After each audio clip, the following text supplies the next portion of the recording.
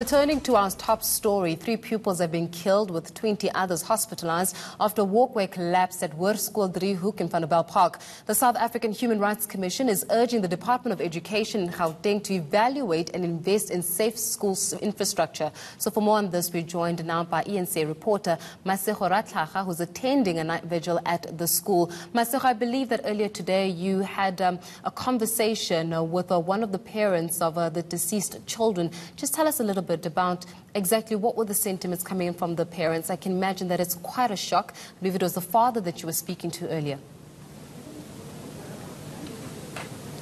Yes, Faith, and I mean, it's quite a difficult job that we have, for instance, to speak to a parent who's lost a child, while it's still so fresh, because this is only a few hours since he found out. He's very distressed, Faith. Here and there, he really cannot even remember some things. He told me earlier that he started looking for his car for about 2 hours when it was just parked outside the school after finding out that, one of his sons passed away. But what was very heartbreaking, Faith, was when he told me that he got the call from his wife, who was very frantic about there being an accident at the school. She asked that he come to the school and check their 2 sons and whether or not they're both okay. He says he arrived here, he found his youngest son was okay, so he went to go drop him off at home. And he says when he came back, he was looking for his older son, Royden, who was in matric. And he says it was very frantic, very chaotic, with parents asking, where's this person, where's this person? And for a long time, he wasn't getting answers about where his son was until somebody said his son was stuck under the rubble. Now, Faith, the most heartbreaking part was when this father told us that his son, as he was under the rubble, was still alive for, a few minutes. He was still breathing.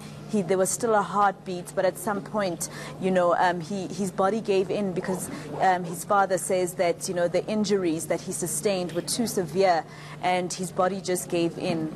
But he also told us, Faith, is of course that, he's very grateful for all of the support that he's received from community members, the parents here at the school, the staff at the school, South Africans at large. And he says that, his most comfort comes from the Lord. Actually, he says his son was very spiritual.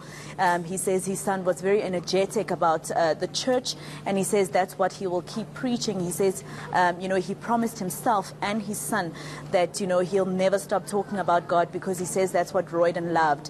But you can imagine, Faith, having a son who is in matric. I mean, once you're in matric, there's so many things that you start to look forward to, like, going to university, studying towards something, becoming something, earning your own money. And those are the type of things that this father says that his son will never be able, to experience, and they'll never be able to see him experience. And you can imagine the type of words that came out of this poor father who lost his son. The mother, his wife, could not even speak to her. She was too emotional. And, of course, the community, very somber mood as, they sang a very spiritual song to remember those 3 pupils who passed away earlier today. Now, I know that it also may be a bit soon to get into the actual arrangements of any form of memorial service and even a funeral, but any indication from maybe even the Department of Basic Education in terms of assistance towards the families, especially the families who've lost their children in this incident? Well, of course, Faith, there will be that information that will be shared, although we don't really know the details right now. But of course, as you can see, this community is so supportive that they already, came to the school to, observe some kind of memorial for the 3 pupils who passed away. So I'm pretty sure that we'll be finding out soon, especially from those parents and those officials from the MEC's office, the Gauteng Department of Education, They will obviously be telling us a bit more details about when, funerals will happen, when memorial services will happen. We do know, Faith, that there is going to be a briefing by the MEC tomorrow here at the school at 11 o'clock in the morning. And that's when we'll find out more details, because when I asked the MEC spokesperson, Steve Mabona, whether they have actually let the other 2 families know whether they were able to identify the other two pupils who passed away and let their families know.